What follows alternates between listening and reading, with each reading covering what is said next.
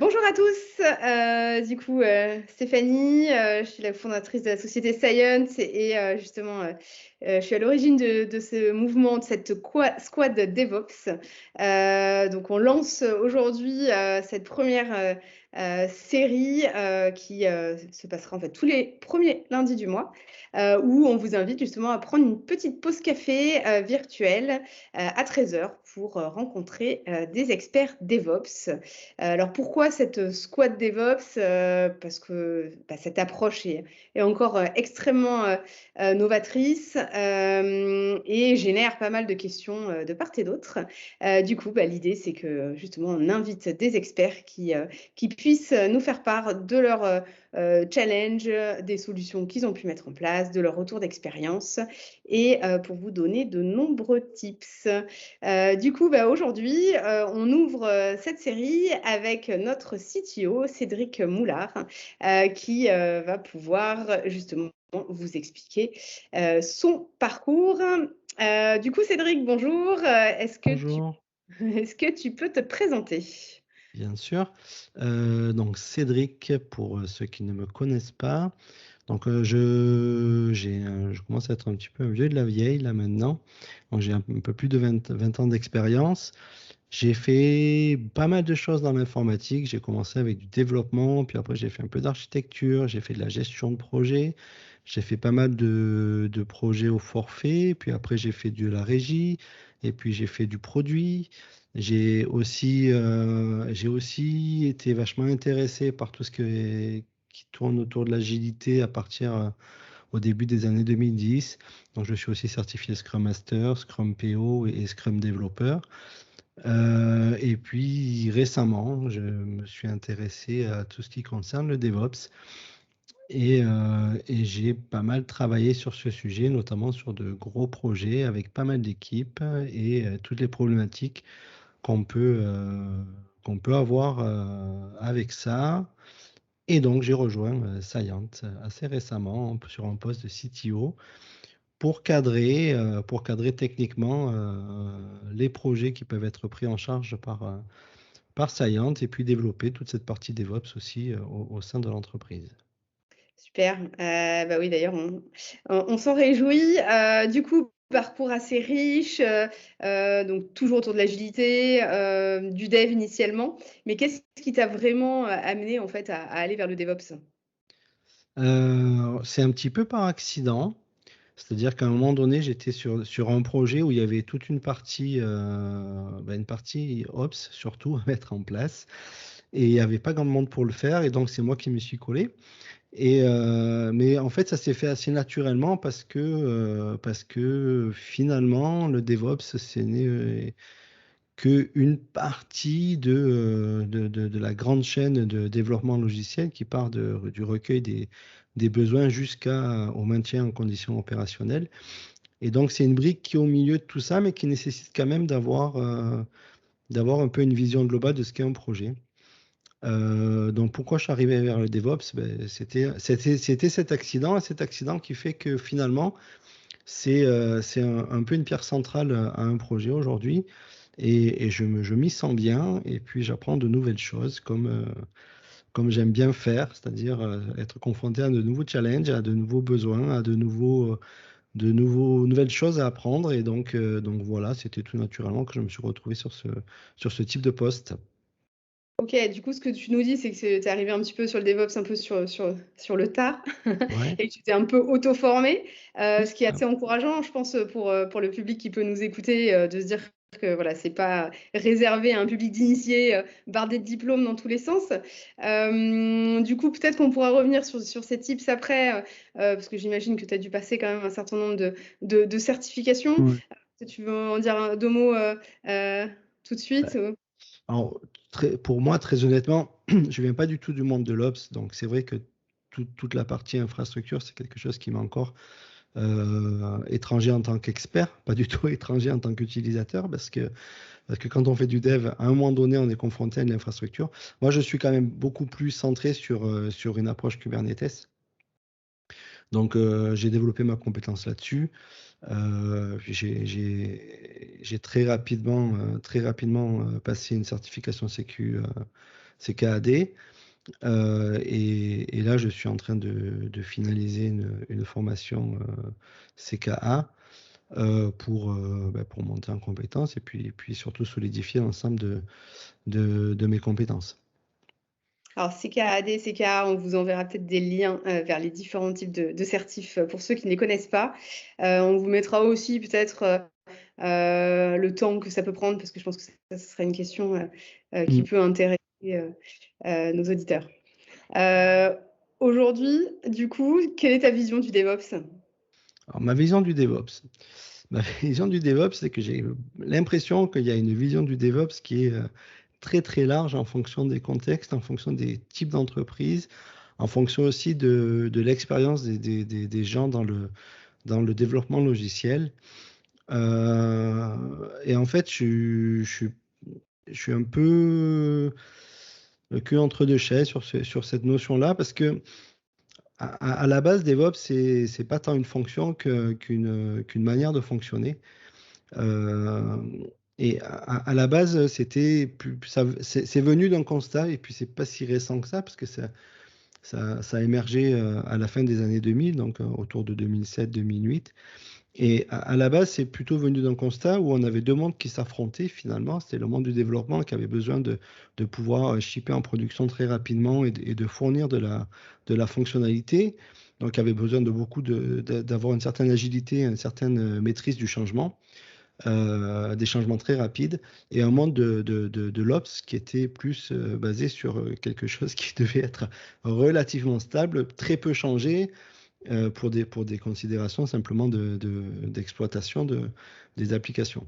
Et pendant très longtemps, et j'en ai été, à un moment donné aussi, malheureusement, la victime, comme beaucoup de personnes, on s'est retrouvé dans deux mondes où on avait d'un côté quelque chose qui devait changer, être mis en place très rapidement, et de l'autre côté quelque chose qui ne voulait surtout pas bouger parce que ça faisait partie même de sa nature. Donc ce mouvement-là est arrivé à se dire, il faudrait quand même que ces deux mondes un jour arrivent à collaborer et en faire en sorte qu'il y ait un peu plus de collaboration et de fluidité entre la partie développement et la partie exploitation des applications. Donc il y a des gens qui sont réunis autour d'une table et qui se sont dit, voilà, comment est-ce qu'on pourrait faire? Et à partir de là, on a émergé un certain nombre de pratiques, d'outils, et puis surtout une philosophie qui est de rapprocher le monde du dev et le monde de l'ops, d'où le magnifique terme hyper original de DevOps. Et donc ma vision actuelle aujourd'hui, c'est que j'ai l'impression que c'est un peu comme l'agilité, c'est-à-dire que ça commence à être dévoyé. Au début, l'agilité, c'était beau, c'était plutôt une philosophie, puis c'est devenu un terme un peu marketing. Et j'ai l'impression que le DevOps devient aussi un peu un terme marketing et qu'on se retrouve avec des équipes DevOps qui sont un peu entre l'Ops et le Dev. Et parfois, dans ces équipes DevOps, on retrouve des gens qui sont très, très Ops. C'est-à-dire que finalement, on prend toutes les personnes qui étaient dans la partie run et exploitation et on les renomme DevOps. Ou des fois, on trouve des personnes qui sont très, très Dev et on les renomme DevOps aussi. Et finalement, parfois, je dis bien parfois, parce que heureusement, c'est pas vrai partout, mais on a encore cette exception-là, où on se retrouve malgré tout avec cette histoire de guichet entre les deux, et finalement, ça ne résout pas grand-chose. Donc, ma vision du DevOps aujourd'hui, c'est que normalement, ça devrait être simplement un ensemble de pratiques, d'outils, guidés par une philosophie qui est de rapprocher le monde du développement et le monde de l'exploitation de ce qui a été développé, de manière à fluidifier et de faire en sorte que quand on a des nouvelles features à pousser en production, on puisse le faire à un rythme assez soutenu, et que quand on soit en production, on n'ait pas peur de voir arriver des changements sans arrêt parce qu'on est en maîtrise quand même de l'ensemble des paramètres. Et donc, il y a une part d'automatisation au centre de tout ça, mais pas que. Donc ma vision du DevOps aujourd'hui, c'est ça. C'est vraiment, il faut qu'on imagine pas forcément des équipes DevOps, mais plutôt une manière de fonctionner qui est guidée par ce besoin de fluidifier et de collaborer entre les différents mondes. Ouais, je trouve que ton parallèle avec l'agilité était justement assez parlant, parce qu'on a vu ça aussi dans pas mal d'entreprises, c'est-à-dire du jour au lendemain, on se décrète agile. Donc, même sujet, il s'agit aussi d'une approche. Et puis, tous ceux qui étaient AMOA ou MOE, du jour au lendemain, se retrouvaient propulsés Product Owner, Scrum Master, sans qu'effectivement les process et l'approche n'aient réellement bougé derrière. OK, super, merci. Et aujourd'hui, est-ce que tu as une problématique, particulière que tu souhaites, aborder avec nous? Beh, je pense que la problématique principale, finalement, c'est pas tant des problématiques techniques, parce que les problématiques techniques, on arrive toujours à peu près à les résoudre. C'est-à-dire, c'est pas une problématique d'utiliser tel outil ou d'utiliser, telle version d'application, ou est-ce qu'on va faire du Terraform, on va faire de l'Ansible, est-ce qu'on va faire du Kubernetes, ou est-ce qu'on va faire de l'AVM? Finalement, c'est pas tant ça les problèmes que moi j'ai rencontrés, et je pense qu'on rencontre beaucoup dans le monde du DevOps. Je pense que plutôt, c'est plutôt encore une fois, malheureusement, une histoire de changement. C'est-à-dire que le DevOps ne peut se concevoir qu'à partir du moment où toute la chaîne a une certaine agilité. Je m'explique. Une partie des DevOps, la philosophie DevOps consiste à essayer de venir faire des releases au plus tôt possible et le plus souvent possible.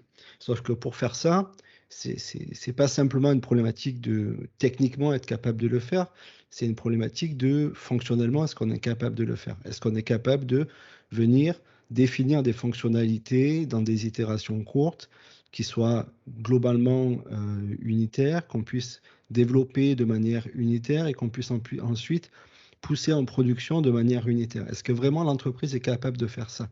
Et j'ai l'impression que la problématique, elle est plus à ce niveau-là, et on revient encore à cette histoire d'agilité et de tout le marketing autour de l'agilité. C'est-à-dire que souvent on se retrouve, enfin j'ai l'impression, moi de mon côté, c'est ce que j'ai vu en tout cas, c'est qu'on se retrouve dans des fausses agilités où on a un petit peu des difficultés, on va dire, à venir découper des fonctionnalités, à venir itérer sur des fonctionnalités sans tout remettre en cause systématiquement. Et puis, on a le DevOps qui est là au milieu, à qui on demande de faire des miracles et de pallier un petit peu à toutes les problématiques qu'on peut avoir, et qui en devient un peu le responsable sans forcément être vraiment impliqué dans tout ça. Donc, vraiment, la problématique que moi je vois aujourd'hui, c'est pas tant une problématique de DevOps, c'est vraiment une problématique d'organisation. Et que ça ne peut fonctionner que si la chaîne complète est en harmonie avec ça. C'est-à-dire, et quand je dis la chaîne complète, ça va des personnes qui recueillent le besoin jusqu'aux personnes qui font l'exploitation de tout ce qui a été mis en production. Si on prend uniquement la chaîne, le maillon DevOps au milieu, qu'on fait une équipe avec une dizaine de personnes, ou même deux personnes, ou une personne, et qu'on espère que ces personnes vont être capables de résoudre toutes les problématiques qui sont posées par le reste de la chaîne finalement de l'usine de développement, ça ne marchera pas. Donc vraiment, je pense que c'est ça, la problématique aujourd'hui, je la vois comme ça, moi. OK. C'est la même problématique que je voyais quand je faisais du dev, et qu'on me disait il faut faire de l'agilité. Je dis oui, d'accord, mais nous, en tant que dev, on a besoin de faire de l'agilité uniquement si enfin, en amont, on est capable de faire de l'agilité, et si en aval, on est aussi capable de faire de l'agilité. Finalement, ça s'inscrit dans une démarche qui est assez cohérente, mais on n'y est pas encore totalement, quoi. On n'y est pas encore totalement. Et finalement, moi, quand j'aborde une problématique DevOps avec des gens, eh ben, on tire le fil d'une pelote de laine, là, et puis on déroule, et on se rend compte que ben, la problématique, elle va bien au-delà de ce que les gens avaient imaginé au départ. Et que, ben, OK, vous voulez itérer rapidement, déployer et faire du déploiement continu, par exemple, pour donner que cet exemple-là. Mais faire du déploiement continu où on fait un déploiement tous les 3 mois, c'est pas très continu en fait. Donc déploiement continu, ça veut bien dire ce que c'est. Ça veut dire que c'est continu, ça veut dire que c'est régulier, peut-être une fois par jour, ou une deux fois tous les 2 jours, ou 3 fois par jour, peu importe.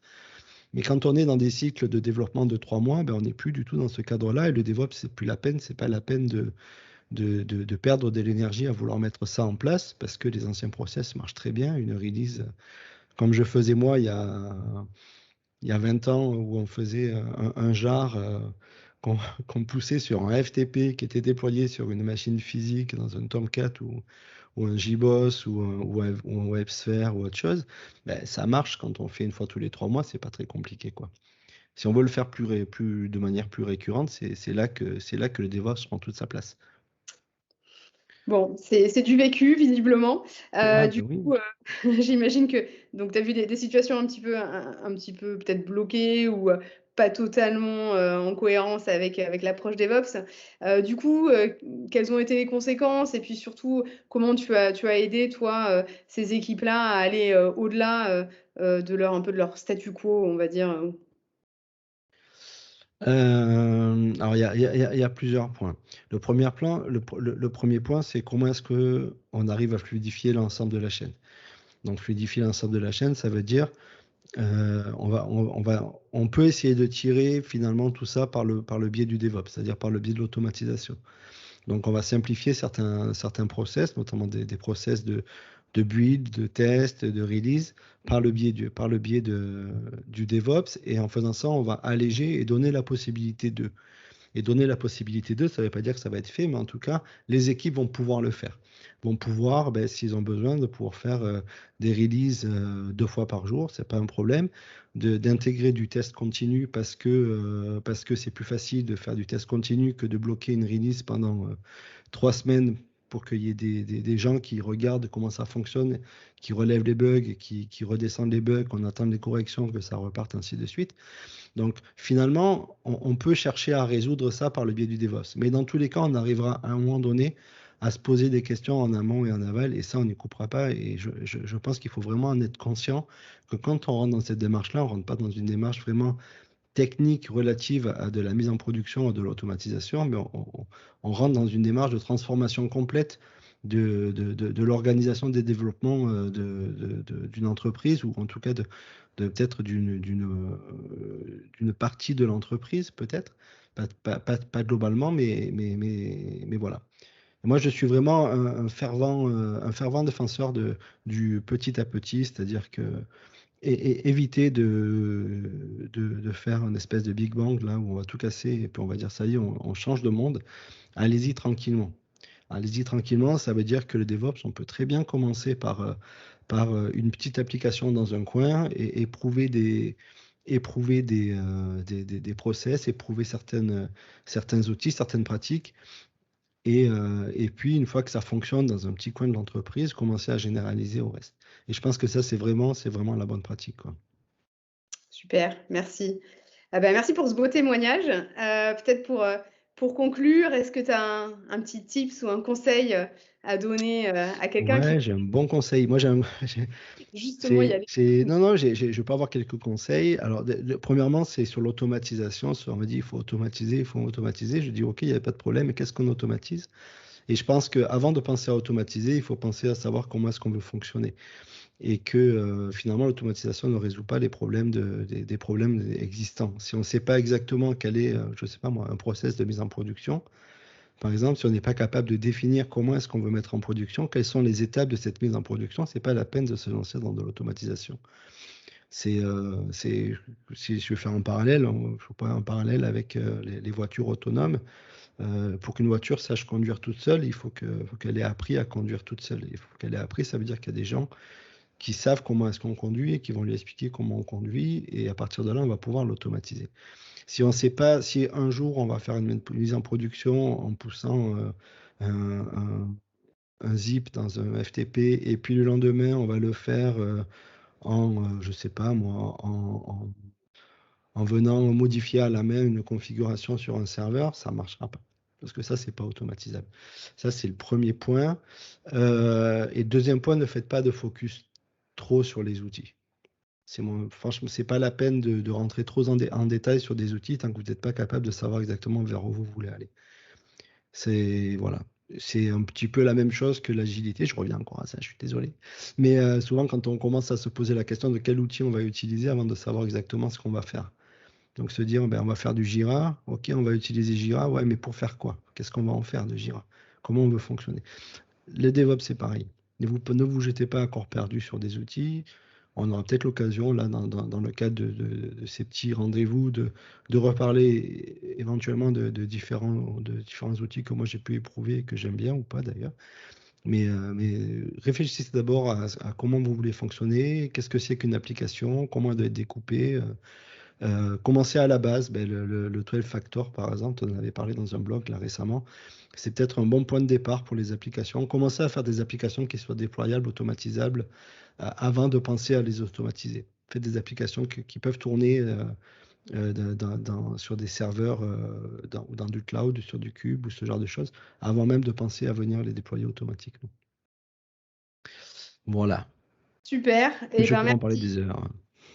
Merci pour ce partage super riche. Pour tous ceux qui ont des questions, évidemment, n'hésitez pas à nous écrire en messagerie privée via LinkedIn. Si vous laissez des commentaires, idem, ça nous fera plaisir. Et puis, sinon, on se retrouvera le prochain lundi, le premier lundi donc du mois suivant. Merci encore, Cédric. Mais de rien. À très bientôt. Au revoir. Au revoir.